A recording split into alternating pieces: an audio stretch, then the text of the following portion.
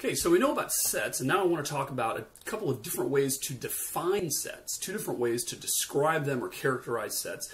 And those two ways are intentionally and extensionally. Those are the two different ways we can define a set, intentionally or extensionally. And again, I'm going to do a little spelling note here. There is a word, which I'm sure you know, which is spelled like this. Intentionally. That is a word, passes spell check. Notice that it has a T right here.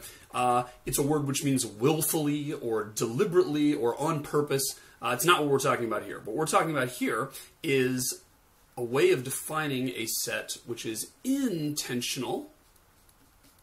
Notice the S right there. And the other way is extensionally.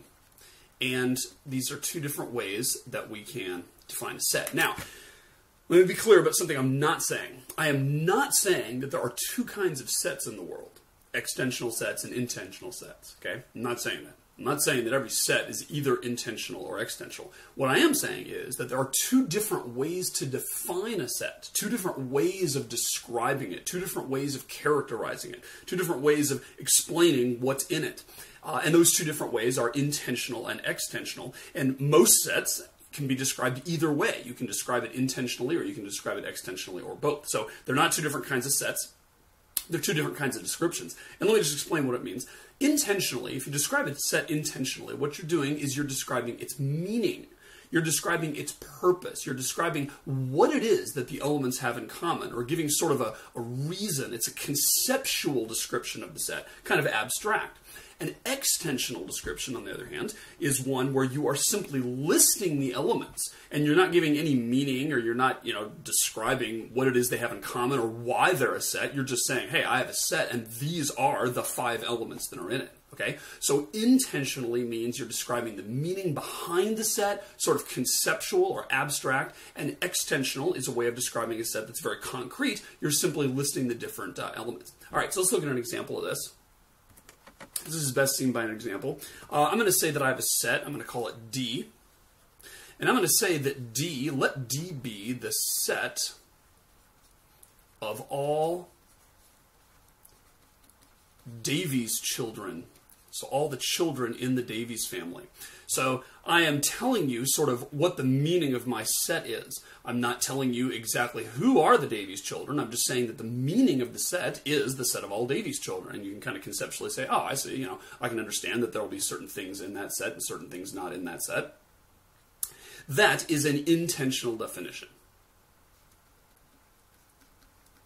Now, another way of defining the same set is I could say, let's let D be the set, and I'm going to use my curly braces here, Lizzie, TJ, and Johnny.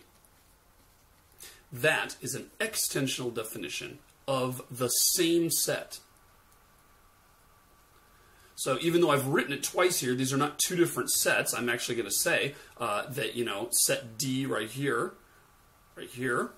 is the same as set D right here. Those are actually the same set. I'm simply describing it extensionally in one way, and I'm describing it intentionally in the other way. Okay.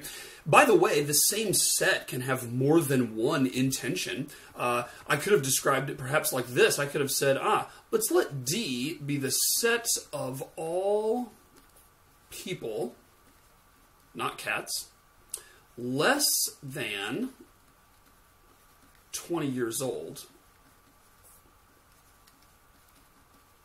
who live at 1310 Chastelaine,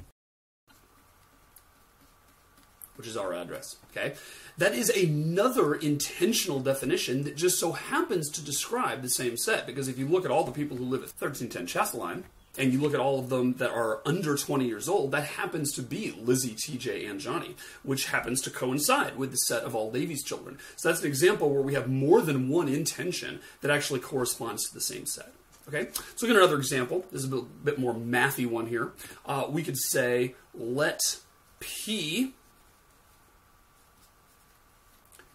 be the set, and I'm going to say that has 3, 2, 7, 13, 11, 5, Those are some numbers right there. That is obviously an extensional definition of the set P. I could also say, let P be the set of prime numbers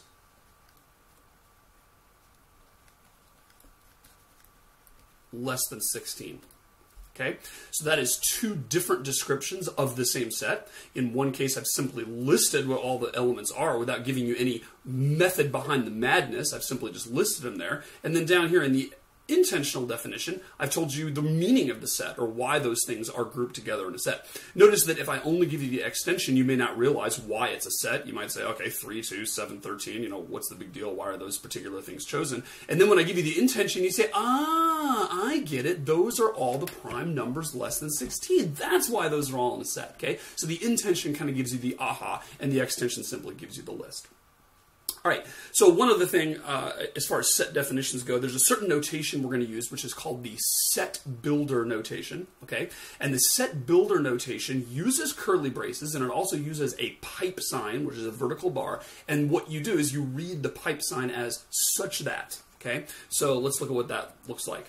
I might say, let Q be the set X such that x squared minus 4 equals 0. That is a definition of a set Q. Now, you might ask, is this an intentional or an extensional definition? And at first blush, you might say, oh, well, this is probably extensional because, after all, it has these curly braces here.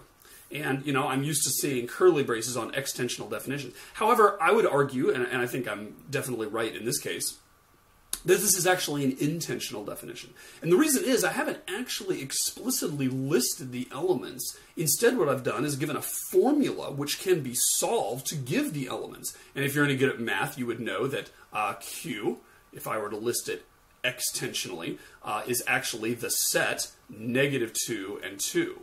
Those happen to be the two values of x for which it's true that x squared minus 4 equals 0. So this right here is actually the extension. This here is actually an intentional definition, even though it has curly braces. Okay. Another example we might do is we might say, let D be the set Y such that Y is a year in which a Democrat was elected president. So again, this is an intentional definition, right? Because I haven't actually spelled out what those years are. And actually, it's not necessary to know what all the different years are in order to understand this set. If somebody said, hey, I've got a set, which is the years, all the years in which a Democrat was elected president, I can understand that conceptually, even if I don't know all of the different values of it, right? So I don't actually know off the top of my head what they are either. I know that 2008 was one because Barack Obama was elected president then. And I know that 1992 was one because Bill Clinton was elected then. And there are other ones here going back to Harry Truman and FDR and JFK and various other Democratic presidents. But the point of this is simply that there's an intentional definition and an extensional definition. And you can't just tell whether it's extensional based on whether there's curly braces or not. Because when we use the set builder notation, we're actually probably giving an intention because we're really describing a rule from which you can actually derive what the extension is. Okay, so let's do some quick review questions here. I like to do these just to make sure you know what's going on and to sort of verify that you understand things. I'm going to ask you to stop the video whenever I give a quick review question so that you can work out the answer in your mind, and then I'll reveal the answer. Trust me, it works a lot better that way than it does for me to just show the question, then show the answer without you thinking of it yourself, right? Okay, so here's our first one. True or false? Is it true that the set 2, heart, 5 is equal to the set 5, 2, heart? Stop the video. The answer to that one is true, and that's because the order of elements does not matter, actually has no meaning in a set. The fact that I chose to list 2 first on the left and then 5 first on the right does not mean they aren't the same set. In fact, they are the same set because the order of elements is not meaningful. All that matters is, do they have the same elements? All right, next one. Is it also true that Spade, George equals George, Spade? Stop the video. Answer to that one's false. And you might say, well, wait a minute, doesn't the same rule apply? I mean, order doesn't matter here. Ah, yes, but notice that I have parentheses here instead of curly braces. So this thing on the left and right of the equal sign does not denote a set, but instead denotes a tuple, or an ordered pair in this case, since there's exactly two things. So don't be fooled by that. Remember that the order in an ordered pair does matter, hence the name. Next, true or false? Does the set containing the ordered pair 19,4 and 419 equal the set containing the pair 419 and 19,4? Answer to that one is true. You might say, well, wait a minute, doesn't order matter? Yes, it does matter, but remember, the order within an ordered pair matters, but the order within a set does not. So in the thing on the left, the first element listed is the pair 19,4. That is certainly different from the pair 419, but 19,4 is nevertheless present in this set, and it's also present in the set on the right.